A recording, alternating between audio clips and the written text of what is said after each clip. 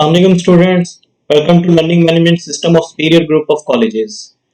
बेटे, आज हम जो पढ़ने जा रहे हैं उसमें जो है इंतहाई अहम टॉपिक्स हैं और इसमें ज़्यादा पेपर में जो है 5 नंबर का तो नहीं, 2 नंबर के ज़्यादा आते हैं, लेकिन इनमें से एक टॉपिक ऐसा होगा जो 5 नंबर का भी काफ़ी दफ़ा पेपर में आया, तो हम पढ़ते जाएंगे और साथ साथ उसको डिस्कस करते जाएंगे।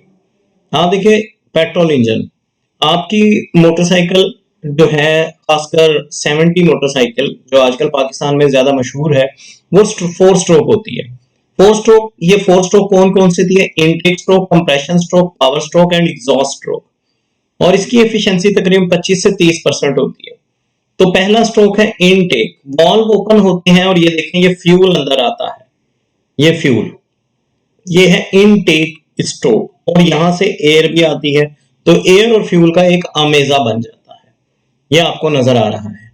तो ये दूसरी आप देखते हैं बेटे, कौन सी? Compression stroke. जब ये अंदर आ गए तो ये पिस्टन देखें, ये अप हो रहा है, ये यहां से ये यूं अप होगा, ये इसको कंप्रेस करेगा और इस स्पार्किंग प्लग के साथ इसको अटैच कर देगा।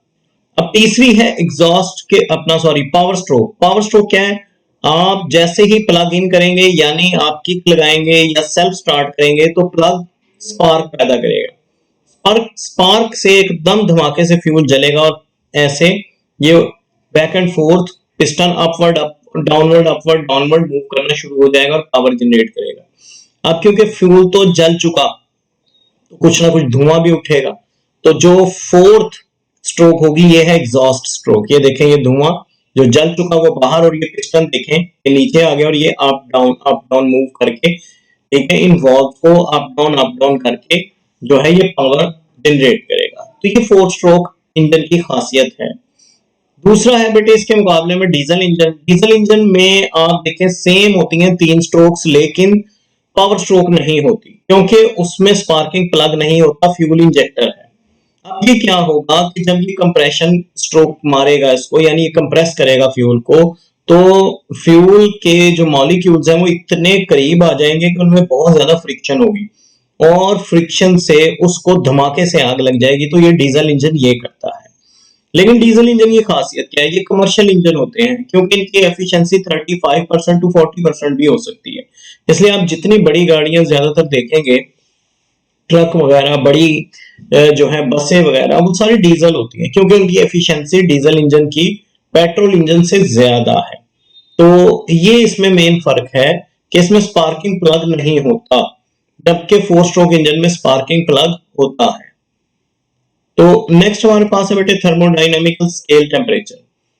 ये जो है 2 फिक्स पॉइंट को यूज करके बनाए जाते हैं, और इसके लिए ऐसा मटेरियल इस्तेमाल किया जाता है जिनका मेल्टिंग और बॉइलिंग पॉइंट फिक्स हो, तो जिनका फ्रीजिंग पॉइंट फिक्स हो, तो ये इनको यूज करके बनाया जाता है। The choice of these point depend upon the physical property of material very with temperature. तो ये ट्रिपल पॉइंट को सेलेक्ट करने का एक फार्मूला है, इसको आगे चल के डिस्कस करते हैं। तो टेम्परेचर को एक स्केल से दूसरे में कन्वर्ट भी किया जा सकता है। तो ये देखें, अगर आपको फ़ारेनहाइट को कन्वर्ट करना है, फ़ारेनहाइट को कन्वर्ट करना है सेल्सियस में, तो ये फार्मूला है, और अगर आपको कन्वर्ट सेल्सियस टू फ़ारेनहाइट करना है तो ये फार्मूला लगाएंगे हम, और अगर हमें अपना कन्वर्ट सेल्सियस टू केल्विन करना है तो ये, और केल्विन टू सेल्सियस करना है तो ये। इसके अलावा भी होते हैं फ़ारेनहाइट, सेल्सियस और केल्विन के अलावा भी कुछ स्केल होते हैं, रैंकिन वगैरह, लेकिन वो हमारी बुक में नहीं है, इसलिए हम उन्हें यहाँ डिस्कस नहीं करेंगे। यहाँ पे आपको ट्रिपल पॉइंट ऑफ वाटर पढ़ना बहुत जरूरी है। The Kelvin scale is actually defined not from the freezing point but from the triple point of water. अब ये ट्रिपल पॉइंट क्या है? Triple point of water is the only temperature where the water can exist in liquid, solid and gas form simultaneously. तो ऐसा temperature जहां पे पानी अपनी तीनों शक्ल में बैक वक्त इक्वल पाया जाए, तो हम उसको कहते हैं कि ये ट्रिपल पॉइंट ऑफ वाटर है। 1 केल्विन इज डिफाइंड एज, ये 1 केल्विन की डेफिनेशन है, आप देख सकते हैं, तो आप इसको यहां से अच्छी तरह स्टडी कर सकते हैं। लास्ट टॉपिक बेटे जो हम पढ़ने जा रहे हैं वो हमारा है एंट्रोपी। तो एंट्रोपी को देखते हैं। Measurement of disorder of a system is known as entropy.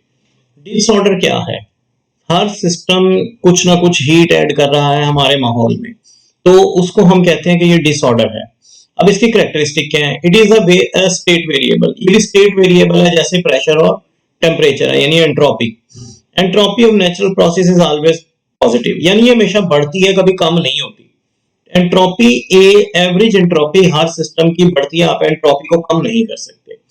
Entropy of a system can never be negative, यानी ये कभी कम नहीं हो सकती। बट ऑफ आइडियल सिस्टम में भी जीरो, लेकिन अगर एक सिस्टम आइडियल है तो उसकी एंट्रोपी जीरो होगी।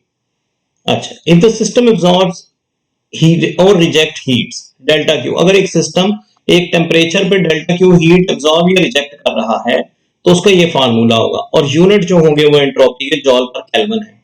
Celsius is gives the relation between the units, तो ये भी हो सकता है कि 1 सेल्सियस या 1 क्लासियस, सॉरी 1 क्लासियस 1 कैलोरी पर सेल्सियस 4.1868 जॉल पर केल्विन के बराबर होता है। तो बात अब ऐसे पॉइंट ऑब्जेक्टिव में आ जाते हैं, आपको याद होने चाहिए।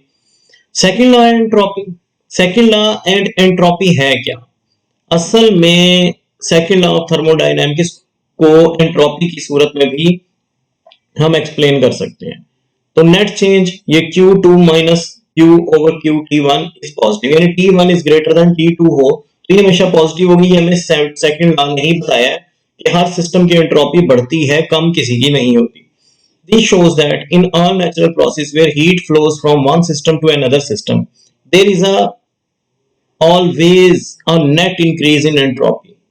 आप दस्तरखान घर पे लगाएं, बड़े खूबसूरती से खाना सजाएं, लेकिन जब आप खाना खा चुके हैं, मेहमान खाना खा चुके हैं, तो उसके बाद जो दस्तरखान की हालत होगी वो डिसऑर्डर है।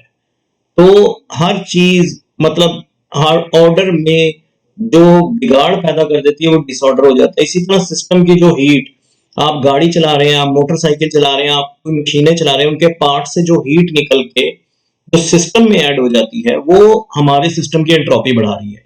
और इसी की वजह से आपको पता है अंटार्कटिका की बर्फ पिघल रही है, जो सबसे ज्यादा बर्फ के पहाड़ ग्लेशियर वहां पे हैं।